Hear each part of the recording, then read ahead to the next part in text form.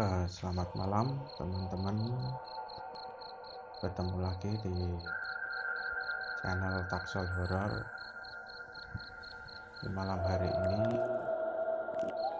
sekitar jam 2 lebih ya. Saya mau menceritakan satu kisah gitu ya, yang dulu kami hadapi waktu kami masih muda-muda gitu ya. Jadi pengalaman ini saya ada di dalamnya, tentang berburu togel gitu ya, berburu 4 angka gitu. Sebelumnya terima kasih buat teman-teman yang sudah like, komen, dan subscribe, bahkan di share ke grup yang lain lah gitu ya, di-sharekan gitu ke orang lain. Terima kasih,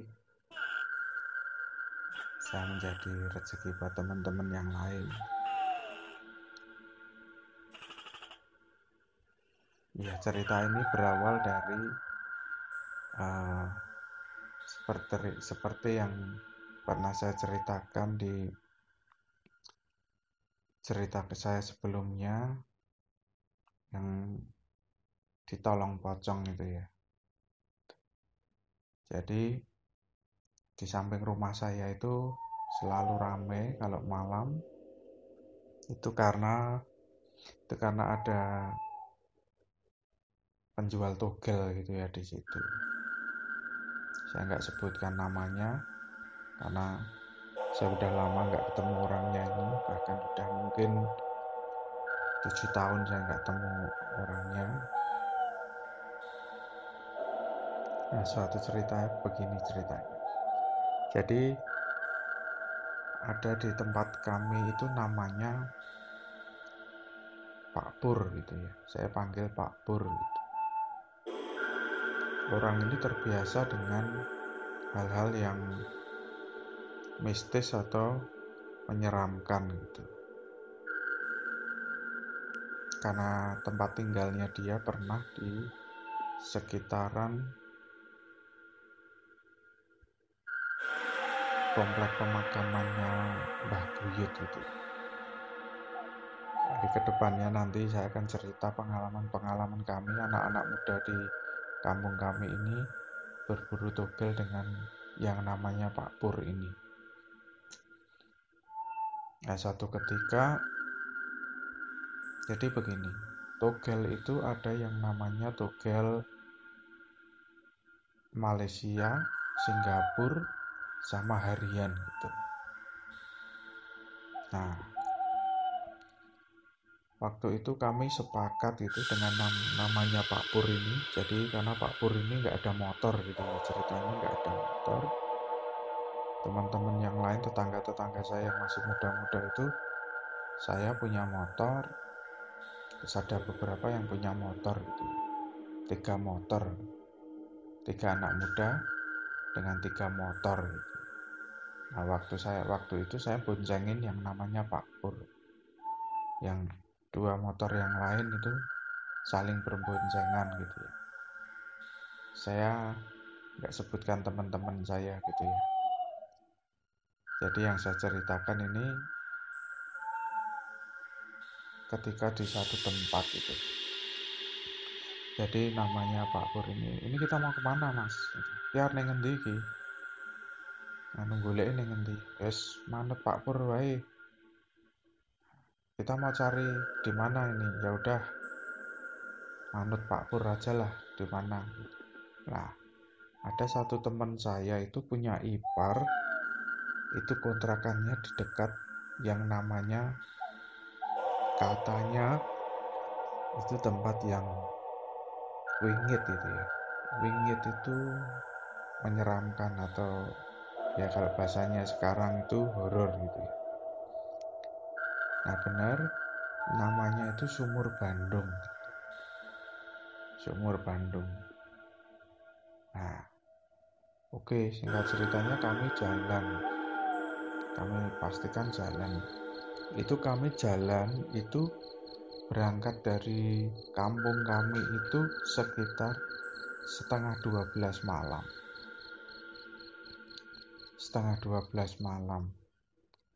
Perjalanan kira-kira cuma 15 menit gitu ya dari kampung kami menuju yang namanya Sumur Bandung itu.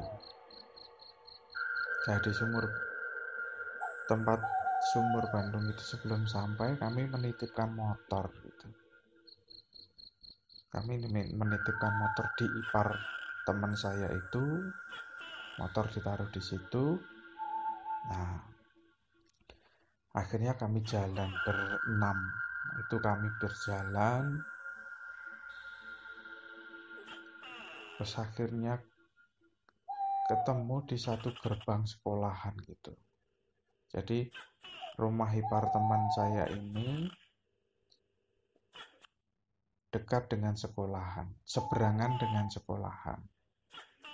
Terus kami jalan berenam, ketemu bapak-bapak itu, kayaknya kalau nggak salah itu penjaga sekolahnya itu.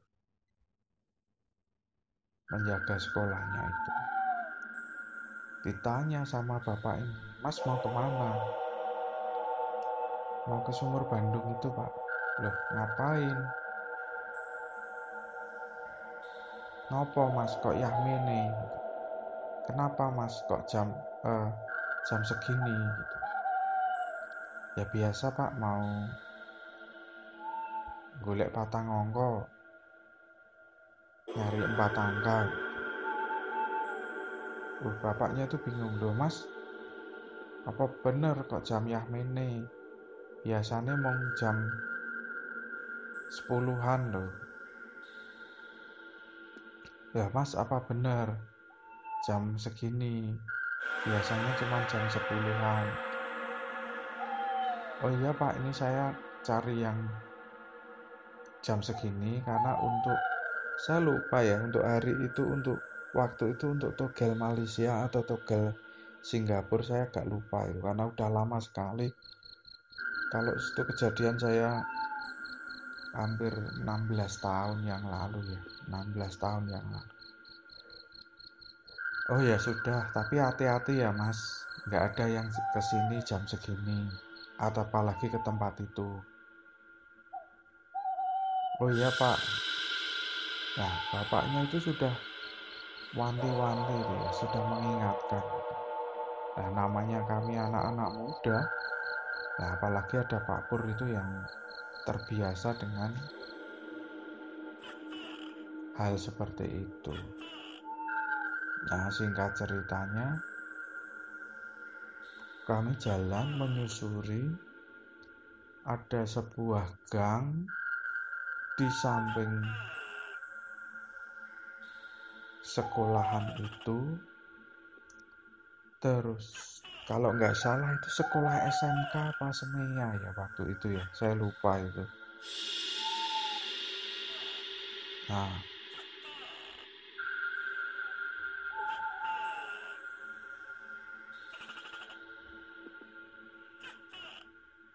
itu sebelah kirinya itu ada sungai. Jadi sebelah kanannya sekolahan, sebelah kirinya sungai. Itu ada pohon-pohon bambu semua, jalannya turun gitu sebelum ketemu yang namanya Sumur Bandung itu. Jadi kami mengikuti jalan setapak itu. Singkat ceritanya ketemu di situ.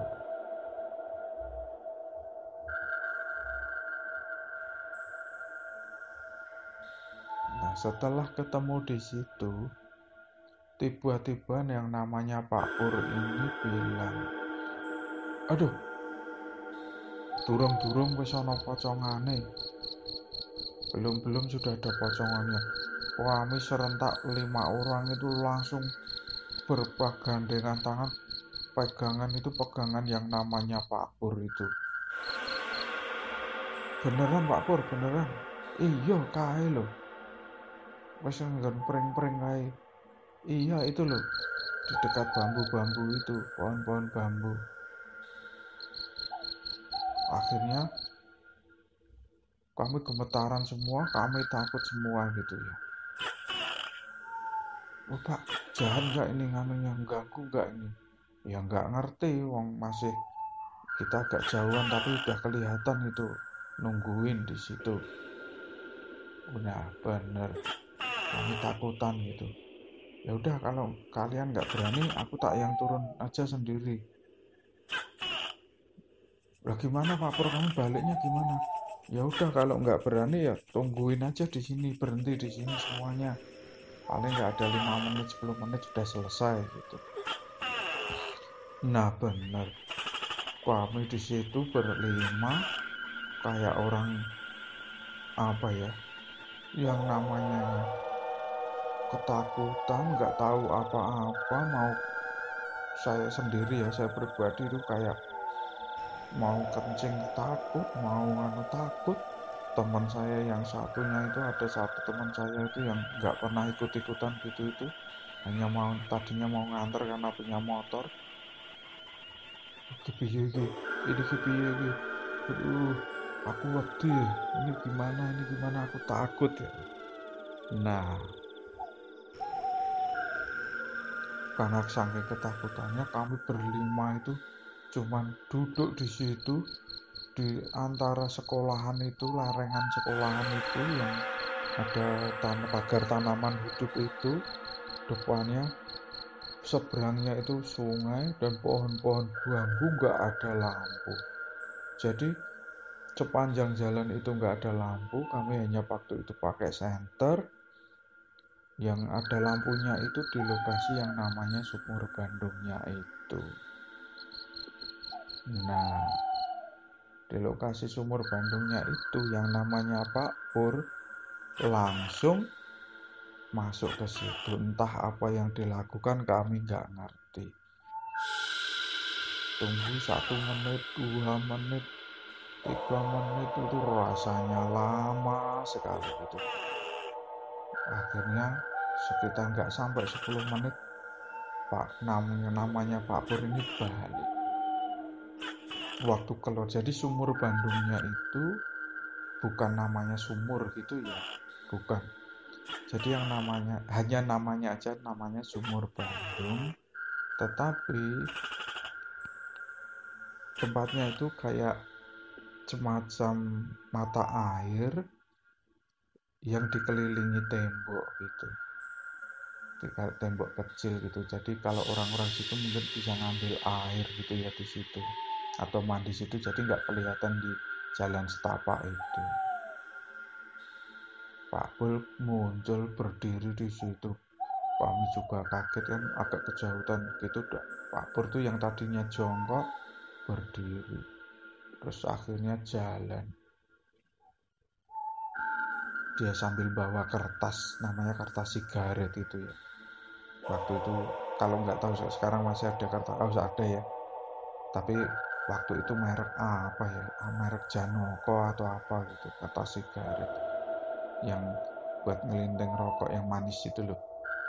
Wah gitu ceritanya seperti itu. So, akhirnya Pak Pur ini jalan dari agak kejauhan gitu, muncul dari temboknya sumur itu, berdiri.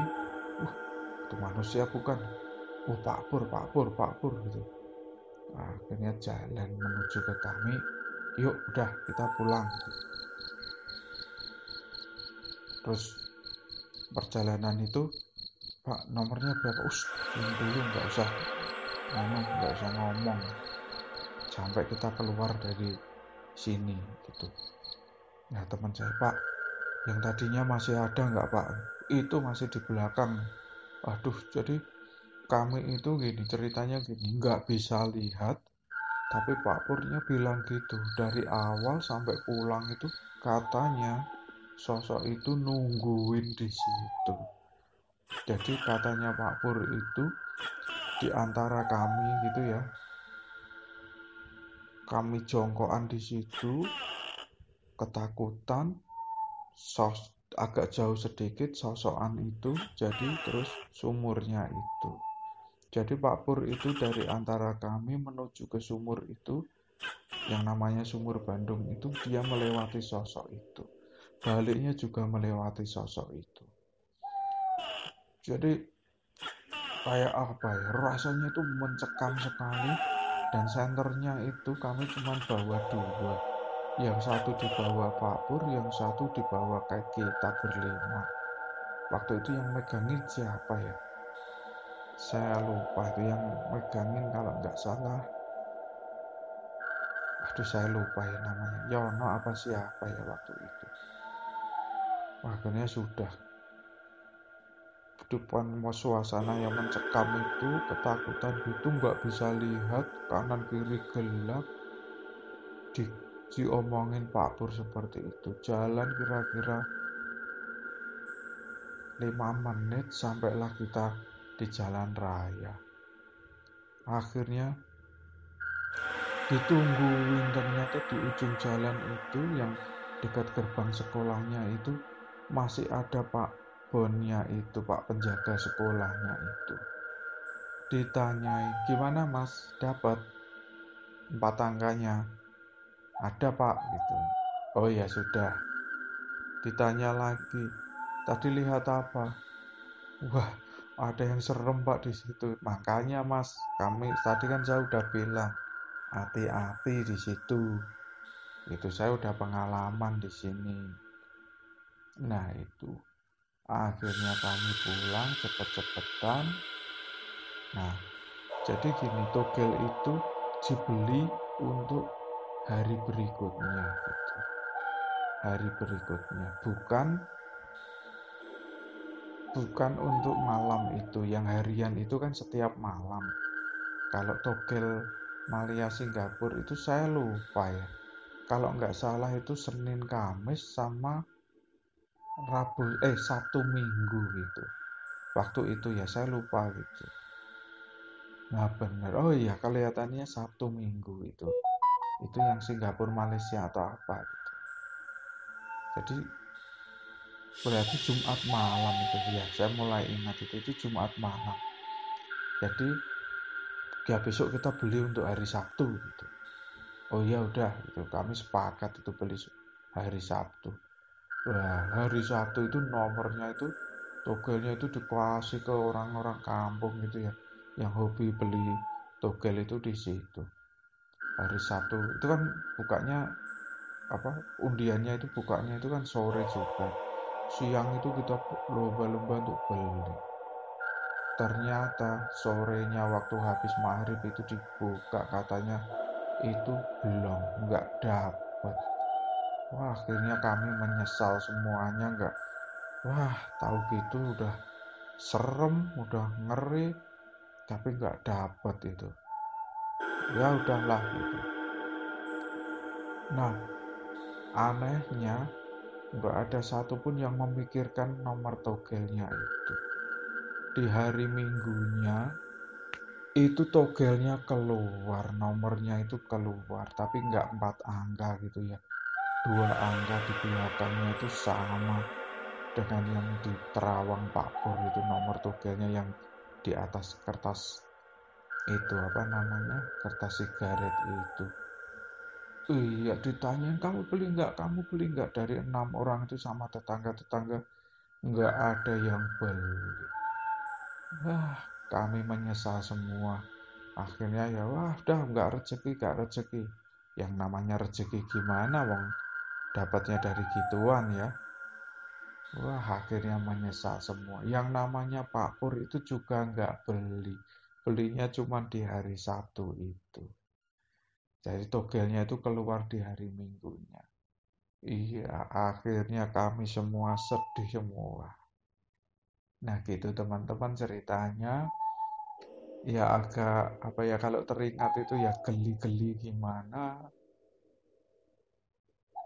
Ya, itulah kisah yang kami hadapi gitu ya waktu kami masih muda gitu ya.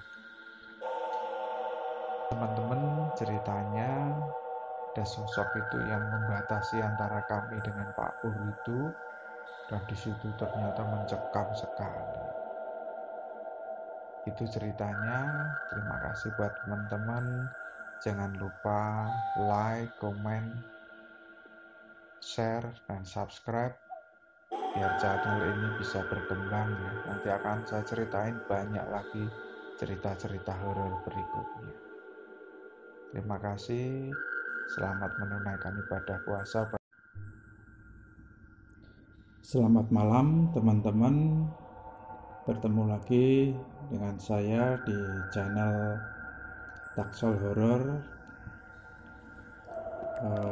Di malam hari ini saya mau ceritakan tentang sebuah perjalanan saya dengan istri menuju ke suatu tempat itu. Saya ucapkan dulu terima kasih buat teman-teman yang sudah subscribe, yang sudah nonton dan mendengarkan cerita-cerita di video-video yang awal-awal. Terima kasih sudah bergabung. Dan malam hari ini saya harap teman-teman jangan terkecoh dengan judulnya gitu ya. Jadi kenapa saya beri judul Ditolong Pocong? Nah, ini coba teman-teman memperhatikan cerita yang akan saya sampaikan ini. Jadi ceritanya begini. Kira-kira ini terjadi sekitar tahun, jadi di awal-awal saya menikah gitu ya. Saya di tahun 2004 saya menikah dengan istri saya. Saya menempati sebuah rumah yang milik om saya gitu ya, milik om saya. Jadi di sebelah rumah saya itu pasti rame. Setiap malam tuh pasti rame. Kenapa ramenya? Nanti akan saya ceritakan di akhir-akhir, agak akhir-akhir cerita. Jadi ceritanya begini. Pada waktu itu saya menekuni profesi ini, apa teman-teman, jualan pakaian bekas itu yang diimpor dari Korea gitu ya, Taiwan, Korea gitu ya. Jadi saya sering kali jualan gitu, jualan pakaian-pakaian bekas itu. Jadi ada jaket, ada kaos, ada baju, ada blus, ada rok, ada celana panjang, jadi campur gitu. Nah, suatu ketika saya punya teman yang berada di suatu daerah gitu ya. Namanya, kalau teman-teman tahu ini ada di, maaf ya saya agak serak gitu ya, agak serak, nggak tahu kenapa ini.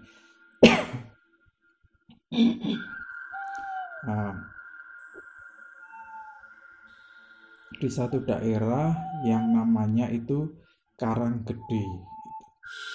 Jadi kira-kira kalau dari rumah saya itu hampir sekitar 45 menit sampai 1 jam. Tapi nggak ada, kalau 1 jam nggak ada, paling ya 45 menit dengan naik motor gitu.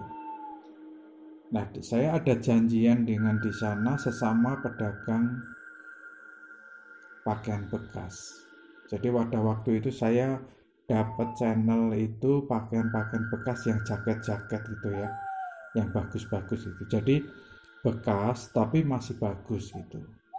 Jadi channel saya ada di beberapa kota, di beberapa daerah, beberapa pasar-pasar gitu. Nah, malam itu saya lupa hari apa gitu ya, saya lupa hari apa. Tapi setelah maghrib saya janjian, pokoknya saya datang ke sana gitu, datang ke sana. Jadi saya harus melewati daerah kecamatan itu yang namanya Suruh gitu ya. Dari kota saya menuju daerah saya itu, menuju Karanggede ini harus melewati Suruh. Ada terminal Tingkir itu ke timur, terus nanti ada Suruh, pasar Suruh itu. Lah, di antara pasar Suruh itu dan pasar bukan pasar ya, tapi namanya Karanggede itu harus melewati daerah yang naik, turun, berkelok-kelok gitu. Nah, pada waktu itu saya naik motor bersama istri gitu ya. Saya boncengan gitu. Karena itu masih maghrib, saya rasa nggak ada pikiran apa-apa gitu ya, di dalam pikiran saya nggak yang serem atau apa gitu, enggak. Singkat ceritanya sudah melewati di daerah Suruh. Nah, ini tinggal menuju antara Suruh dan Karanggede. Dan itu jalannya memang berkelok-kelok dan naik turun gitu ya. Nah, pada waktu itu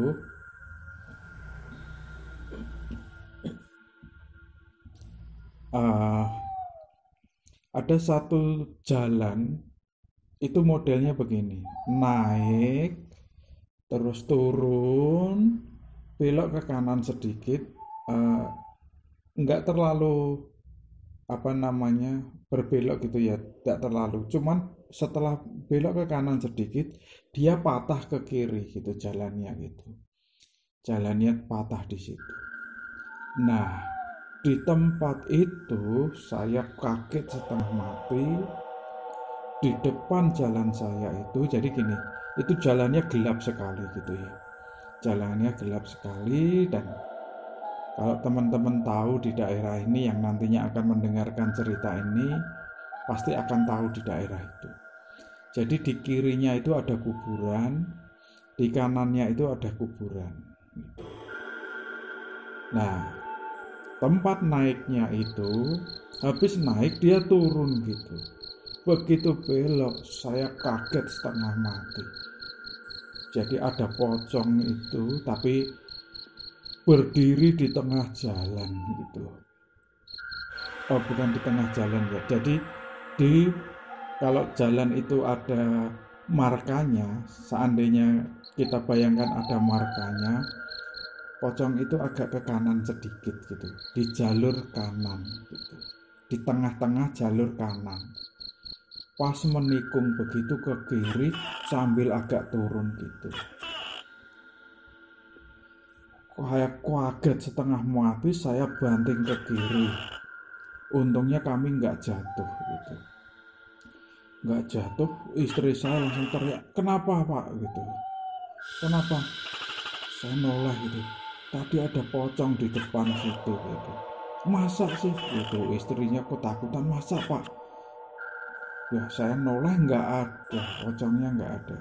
Jadi kalau seandainya, jadi saya nggak menabrak gitu ya, saya nggak menabrak pocong itu, tetapi saya bisa menghindari gitu. Jadi jelas dia itu berdiri di depan saya, cuman saya nggak lihat wajahnya. Jadi ini mohon maaf ya, saya agak merinding ini untuk ceritain. Jadi saya kaget, langsung saya banting ke kiri. Untungnya kami nggak jatuh. Tempatnya gelap gitu. Jadi kanan kirinya itu setelah melewati kuburan itu, kanan kirinya itu kayak apa ya, pohon-pohonan, apa ya, kalau yang rimbun-rimbun gitu itu. Dan itu nggak ada satupun motor atau eh, mobil yang lewat ya pada waktu itu. Jadi di tahun 2004 itu saya menikah itu, sekitar tahun itu pastinya orang-orang sekitar situ tahu bahwa daerah itu pasti daerah yang sepi gitu. Nah, saya berhenti sejenak, saya perhatikan, saya noleh ke belakang, sudah nggak ada gitu. Akhirnya istri saya, aduh pak, beneran pak, bener lah, tapi aku kok nggak lihat itu. Ya nggak tahu gitu. Istri saya ketakutan, jadi dia pegang saya erat gitu. Akhirnya kami jalan, karena dari tempat itu sampai ke tempat teman saya itu masih kira-kira sekitar 10 kilometer atau 15 kilometer. Dan jalannya seperti itu, hampir sama gitu. Cuman waktu mau mendekati rumah teman saya itu, sudah mendekati kayak melewati jembatan besar, terus ketemulah dengan namanya Karanggede gitu. Ada perempatan, belok kanan, ke kanan, terus lewati pasar Karanggede itu baru belok kanan. Sampailah di situ. Nah, waktu kami itu cerita, bukan cerita ya, ketemu teman saya, kami pilih dagangan. Waktu itu pilih-pilih dagangan selesai, sambil milih dagangan kami cerita seperti ini. Wah, teman saya cerita memang daerah situ itu pasti ada penampakan gitu, kalau enggak hati-hati gitu. Jadi orang melihat sesuatu di situ itu sering sekali gitu. Pada waktu itu ya, pada tahun-tahun itu berarti sekitar 16 sampai 17 tahun yang lalu. Kami masih muda waktu itu, kami juga habis nikah gitu ya, belum ada 1 tahun 2 tahun. Nah, singkat ceritanya teman saya bilang, kalau kamu takut, lewat aja jalan yang lain, tapi memutar dan jauh gitu. Wah, kalau saya mungkin sendiri saya akan berpikir ulang, karena saya pulang dengan istri, berangkat dengan istri, artinya ada temennya lah gitu, ada temennya. Nah, saya tanya sama istri, gimana nok, mau lewat mana gitu. Ya kalau berani lewat situ tadi aja gitu, dilihat ini apa tempatnya yang tadi gitu. Nah, teman saya ngingatin lagi, lah kowe apa wani gitu, lah apa kamu berani gitu. Jadi kalau memutar kuwi rada adoh, kalau memutar itu agak jauh, nanti ketemunya di daerah yang namanya itu Sruwen gitu. Itu jauh sekali memutar. Nah, saya packing barang-barang itu, saya packing, saya kasih di depan motor gitu ya, yang tengah motor bebek itu di depan. Istri saya pegangan saya gitu, pegangan erat itu. Ya udahlah, pokoknya lewat situ gitu. Akhirnya kami pulang lewat jalan itu lagi gitu. Waktu saya mendekati jalan itu, karena tempatnya tadi saya berangkat itu turun, terus belok kiri. Kalau berbalik dari arah yang berlawanan, tentunya saya akan lewat jalur kiri juga, belok kanan, naik, nanjak, belok kanan, terus ketemu kuburan itu, kuburan yang di kanan kiri itu. Sampai di situ, saya perhatikan daerah situ memang gelap. Tetapi yang paling aneh adalah yang saya, meskipun melihat itu, dan itu menjadi sesuatu yang tegang gitu ya, terutama buat istri saya, karena takutnya lewat situ akan muncul lagi gitu ya, tiba-tiba mendadak lagi kan. Gini, bedanya begini, kalau tadi kan biasa saja naik motor jalan gitu ya, tanpa ada perasaan itu. Nah, ketika berbaliknya, kita ini udah tahu gitu. Kalau di situ yang tadi di tempat itu gitu, orang pasti akan berpikir kalau wah, ini nih apa tempatnya di sini gitu. Takutnya muncul lagi gitu. Nah, pas saya lewat situ itu ada motor lewat gitu ya, papasan gitu, pas itu kebetulan sekali ada papasan gitu. Nah, di titik tempat tadi sosok ini berdiri, di situ ada lubang besar gitu. Lubang ya, bukan lubang sumur gitu, bukan ya, tapi kalau kita nyebutnya itu jeglongan gitu ya, lubangan. Jadi seandainya tadi saya nggak menghindari sosok itu tadi, saya bisa nyemplung di lubang itu dan saya bisa terpelanting dan kami berdua akan jatuh gitu.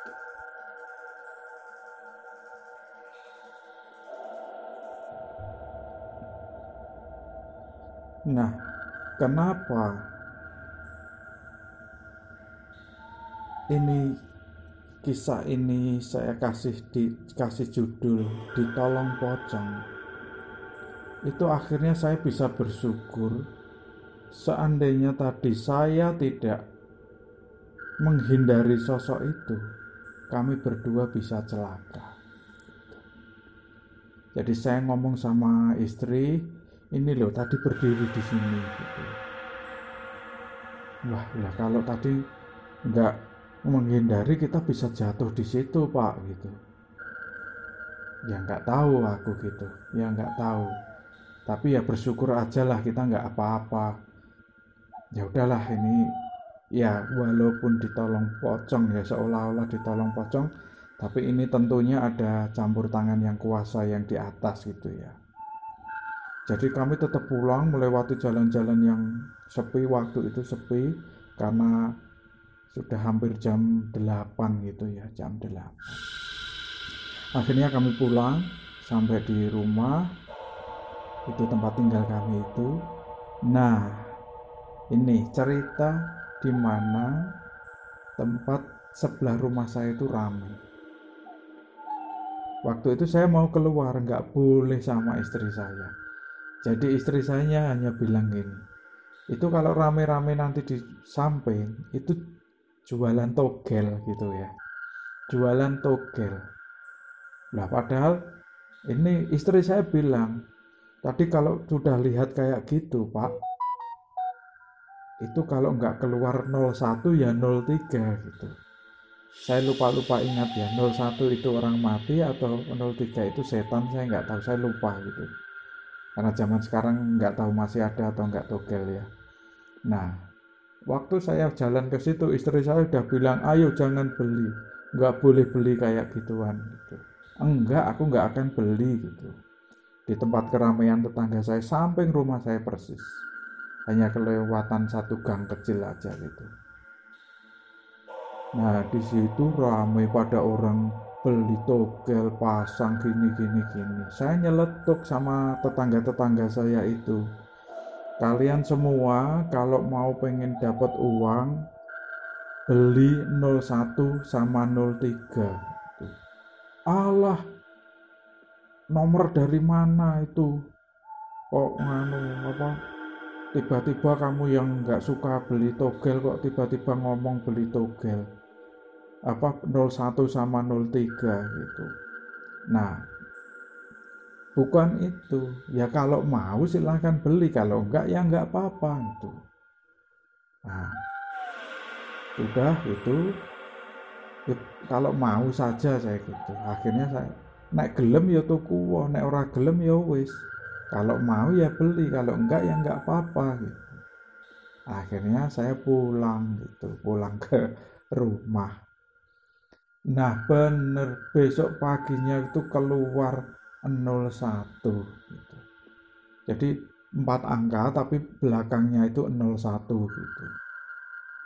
Oh ya, tetangga-tetangga saya pada heboh semua. Yang beli itu semuanya yang beli di situ nggak ada yang dapat. Nggak tembus gitu ya, nggak ada tembus 2 angka pun nggak tembus. Akhirnya ini pagi-paginya itu ada yang nyamperin saya. Itu tadi malam dapat togel dari mana, dapat nomor dari mana? Aku nggak dapat nomor. Tapi tadi malam aku ngalami begini. Lah kamu nggak ngomong kalau begitu kan, kalau ngomong kan kami beli. Lah kan aku udah ngomong kalau nomornya itu 01 atau 03 gitu. Oh iya, pada menyesal. Aduh, gimana nggak tahu. Lah besok nomornya berapa nggak tahu saya gitu. Nggak tahu, aku nggak ngerti ya, cuman itu aja kejadian itu gitu.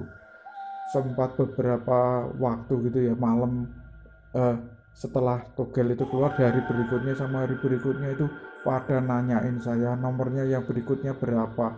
Nggak tahu saya gitu, nggak ngerti. Nah itu teman-teman cerita saya gitu ya, cerita saya di malam itu. Kejadian itu sampai rentetan jadi tembus nomor togel itu. Tetapi kejadian ini nggak berhenti sampai di sini. Suatu ketika selang berapa waktu, saya boncengan sama teman saya ke arah teman saya yang ada di Karanggede itu. Ke arah, tapi bukan acara pakaian bekas itu lagi, bukan. Tapi ada kerjaan yang lain dan saya melewati situ. Dan benar, melewati jalan yang dekat kuburan itu agak macet gitu ya. Itu agak sore, nggak maghrib lagi tapi sore, sekitar setengah empatan gitu, setengah empat, jam 4. Agak sore, kok macet, ada apa ini? Tersendat gitu ya, nggak macet kayak kota-kota besar, bukan gitu, kok tersendat ini kenapa gitu.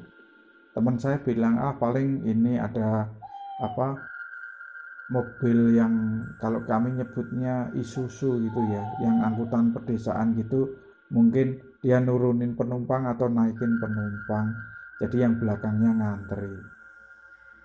Oh ya mungkin gitu. Akhirnya sampai kami melewati tempat di mana saya lihat sosok itu ada bis 3/4 gitu ya. Bis ukuran 3/4 itu nyumplung di situ. Jadi perlu saya jelaskan lagi. Jadi di belokan itu yang saya jelaskan di awal, ada lubang itu.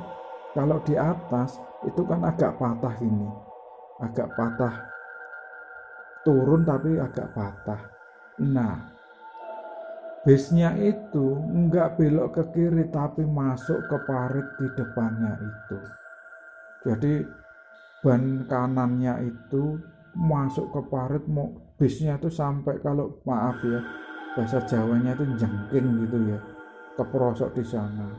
Jadi karena bis itu gardannya, penggerak rodanya belakang, mobil itu nggak bisa mundur karena ban sebelah kirinya itu terangkat, ban belakang kirinya itu terangkat, jadi nggak bisa gitu. Nah, itulah kenapa di cerita ini saya ceritain bahwa ditolong pocong, tapi saya sampaikan kepada teman-teman, tidak ada namanya hal-hal yang gaib, hal-hal yang mistis itu menolong orang, tidak, tetapi bisa digunakan, dipakai oleh Yang Maha Kuasa itu, kejadian itu untuk menolong kita supaya kita juga selamat gitu. Nah, apa yang saya hadapi itu, apa yang saya lihat itu bisa menolong saya untuk tidak jatuh dan masuk ke parit itu. Nah, gitu teman-teman. Jadi sekali lagi saya mohon maaf ceritanya mungkin nggak terlalu serem gitu ya, tapi bisa menjadi cerita yang baik gitu. Cerita menghibur gitu, bukan yang baik tapi menghibur teman-teman. Dan sharing saya ini, cerita saya ini, kalau ada salah-salah kata dalam penyampaian, saya mohon maaf gitu ya, karena ini dari belajar untuk menyampaikan sesuatu yang baru gitu. Dari saya yang baru cara menyampaikan. Begitu teman-teman, selamat menunaikan ibadah puasa, dan teman-teman semuanya diberkahi limpah gitu ya. Dukung channel ini supaya berkembang, ada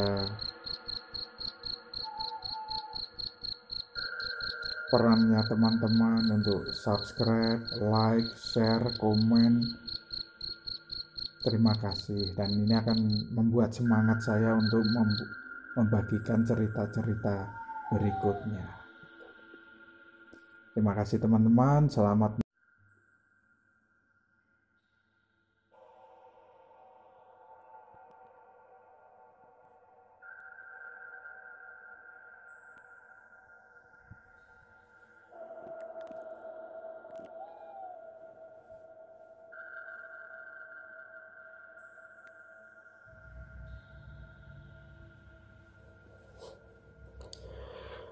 Selamat malam teman-teman, bertemu lagi di channel Taksol Horor. Ini sudah cerita yang ke-8 ya, kalau nggak salah yang ke-8 selama saya upload di YouTube gitu ya.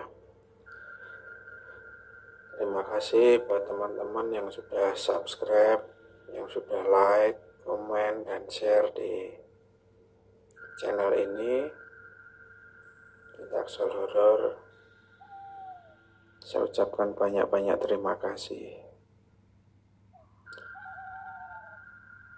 Di malam hari ini saya mau cerita tentang almarhum ibu saya. Jadi kejadian ini sudah lama sekali gitu ya.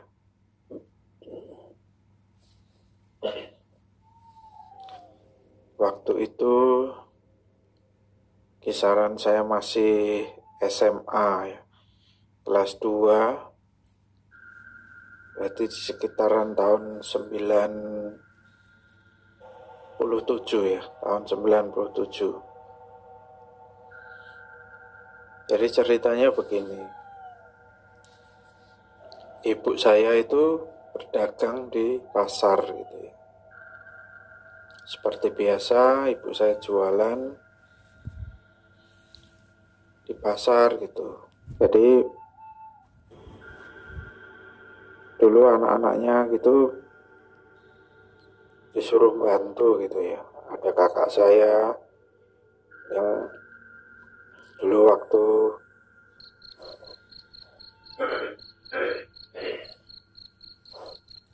dia kuliah gitu pernah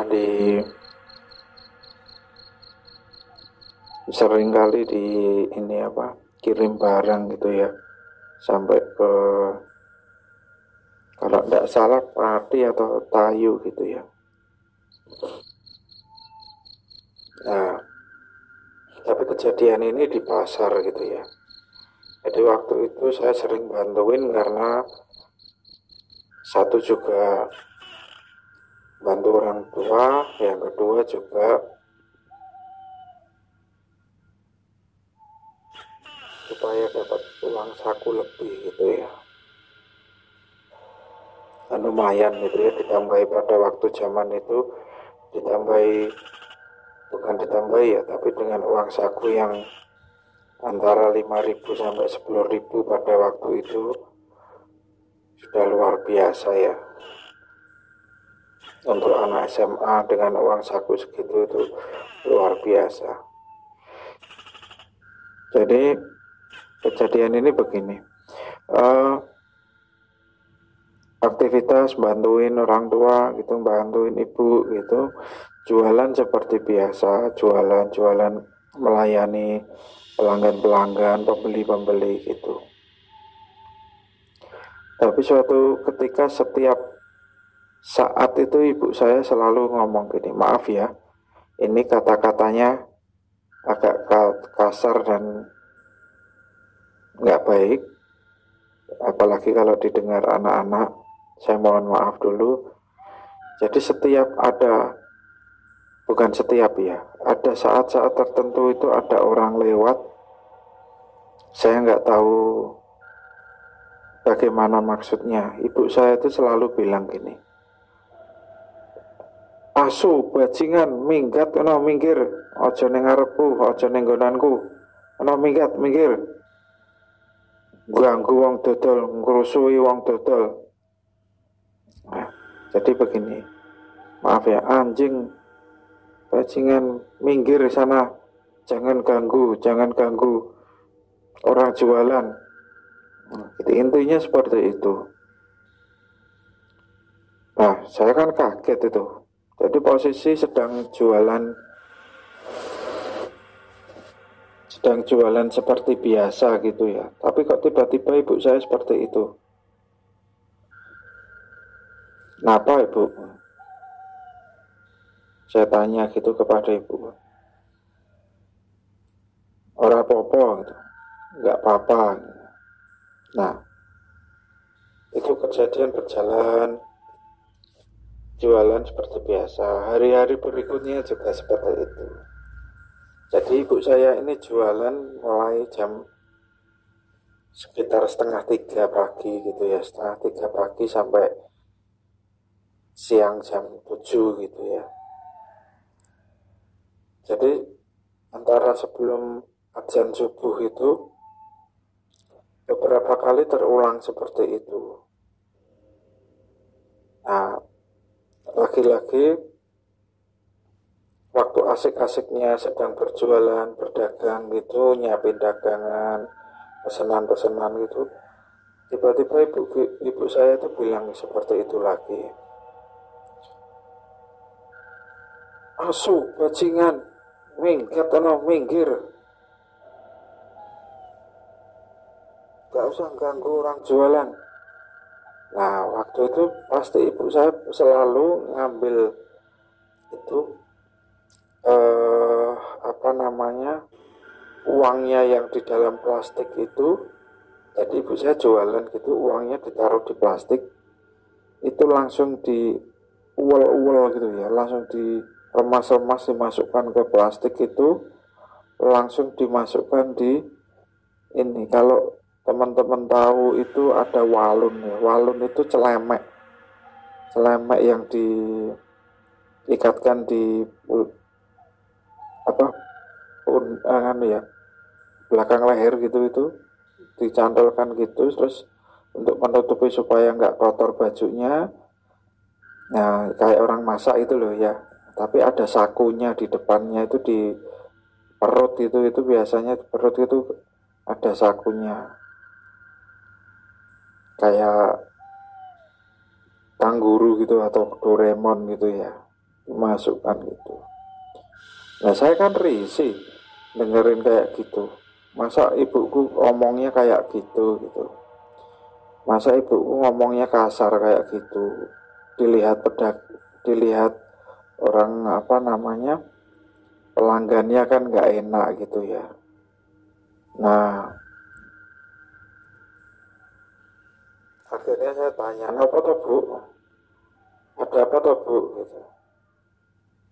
Nah, akhirnya karena saya sering tanya, akhirnya ibu saya cerita. Jadi ada orang lewat yang, jadi gini, orangnya itu sering kali lewat. Jadi pasarnya ibu saya itu kan menghadap ke barat. Jadi ada orang jalan itu dari selatan ke utara atau utara ke selatan. Jadi orang itu hanya jalan mondar-mandir gitu ya. Orang itu mondar-mandir, dia bukan ngambilin ya. Dia itu pakai jaket, orang itu laki-laki gitu ya, pakai jaket. Terus dia jalan itu biasanya dari utara ke selatan, dari pojok utara ke pojok selatan. Nanti dibalik lagi ke selatan ke utara gitu. Jadi jalannya itu hanya jalan pelan-pelan gitu, sambil tangannya di belakang gitu ya. Dan waktu itu saya nggak tahu tangan di belakang itu seperti apa ya, untuk apa gitu. Saya nggak maksud waktu itu. Hanya ibu saya bilang itu loh, orang tuh mondar-mandir, wirawiri gitu. Itu ngambilin uangnya orang itu. Itu pesugihan itu. Tuh lihat mukanya itu suram, kotor. wajahnya kotor, maaf ya, ini pakai bahasa Jawa, dinggo ancek-ancek, ngising gitu ya, mohon maaf, ngising itu berak gitu ya, buang air besar sama peliharaannya itu gitu. Jadi menurut ibu saya yang bercerita itu, orang yang mundar-mandir di pasar itu yang bawa sesuatu, saya nggak tahu ya apakah ibu saya bisa lihat apa yang dibawa orang itu, makhluk yang dibawa orang itu. Tapi ibu saya cerita bahwa orang itu seringkali ngambili uang pedagang-pedagang di situ itu secara gaib gitu ya. Nah, salah satunya menurut ibu saya, pelakunya itu mukanya itu dibuat apa ya, ancek-ancek. Tahu ancek-ancek ya? Ancek-ancek itu seperti, mohon maaf, orang yang buang air besar tapi yang jongkok itu loh. Jadi jongkok itu ancek-ancek gitu ya, ancek-ancek gitu. Nah seperti itu. Jadi mukanya itu muka yang kotor gitu. Mukanya orang itu, kalau secara orang biasa, orang yang nggak ngerti, termasuk saya, nggak akan ngerti, nggak akan paham ya, cuman orang gitu aja, jalan gitu aja. Tapi ibu saya ini tahu bahwa itu orang yang pelihara kayak pesugihan gitu ya, pelihara pesugihan, pelihara ingon-ingon gitu ya, peliharaan ingon-ingon itu untuk ngambili uang-uang pedagang di pasar gitu. Nah menurut ibu saya, kenapa ibu saya seperti mengumpat gitu ya, seperti mengumpat, seperti marah-marah itu. Jadi jika orang yang tahu, jadi mungkin begini, banyak juga pedagang yang tahu kalau orang yang lewat itu akan lewat itu, ya mereka akan mengumpat-ngumpat gitu, akan marah-marah, miso-miso gitu, pedagang yang lain gitu, termasuk ibu, salah satunya ibu saya. Nah dengan seperti itu, ini apa namanya, makhluk itu nggak jadi mengambil gitu ya, nggak bisa mengambil uang yang ada di pendapatan dari pedagang-pedagang itu gitu. Nah mengambilnya bagaimana saya nggak tahu, tapi menurut ibu saya ceritanya itu, dia setiap makhluk, setiap pedagang itu oleh makhluk itu diambil hanya beberapa lembar saja. Bahkan ada yang satu lembar, satu lembar, satu lembar gitu, setiap pedagang. Dan besarannya itu masing-masing sesuai apa ya, keinginannya makhluknya itu sendiri. Jadi seperti itu. Jadi teman-teman bisa bayangkan ya, kalau dari ujung pasar itu ya, kanan kirinya pedagang banyak gitu di pasar pagi itu, kalau diambil katakanlah paling besar 10 sampai 20 ribu aja lah, kali berapa pedagang itu, jadi akan banyak sekali. Nah kenapa orang itu mondar-mandir dan tidak mengambil uang yang pecahan besar dan banyak? Kenapa? Supaya tidak ketahuan. Jadi yang diambil itu pecahan kecil, misalkan orang punya uang, pendapatannya itu waktu itu jualannya itu ngembaliin, ada pembayaran, pengembalian gitu kan, nggak terasa. Jadi ketika diambilnya itu cuman 10 ribu, 20 ribu, pedagang itu nggak merasakan kehilangan uangnya itu gitu. Menurut ibu saya seperti itu. Jadi ketika orang itu nanti lewat lagi ya seperti orang lewat biasa gitu. Jadi nggak merasakan, pedagang-pedagang itu nggak merasakan kehilangan. Nah itu dilakukan beberapa hari sekali gitu. Jadi orangnya itu jalan seperti biasa gitu. Jadi yang saya ingat waktu itu cuman orangnya pakai jaket, laki-laki gitu ya, sudah seumuran bapak saya gitu ya, sudah tua gitu, sudah lumayan tua gitu. Nah itu cerita pengalaman ibu saya ya, saya dengan ibu saya yang terjadi di pasar. Jadi orang-orang di pasar itu macam-macam ya. Ada apa? Orang melakukan pesugihan itu macam-macam. Jadi mengincarnya itu macam-macam. Itu salah satunya itu. Saya lupa namanya itu apa ya. Ibu saya pernah menyebutkan